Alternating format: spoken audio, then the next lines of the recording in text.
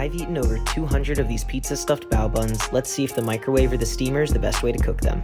Steaming takes about 15 minutes from frozen, while the microwave takes only 60 seconds in these FDA-approved steamer bags. I picked these baozi up at Walmart, but you can also find them at stores like Kroger, Meijer, and Sprouts.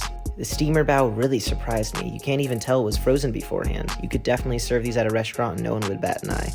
The microwave one, while not as fluffy, still came out super soft and cheesy. I'm actually pretty amazed what these steamer bags can accomplish in 60 seconds, so I definitely think that it's worth saving the 14 minutes with the microwave if you're in a pinch.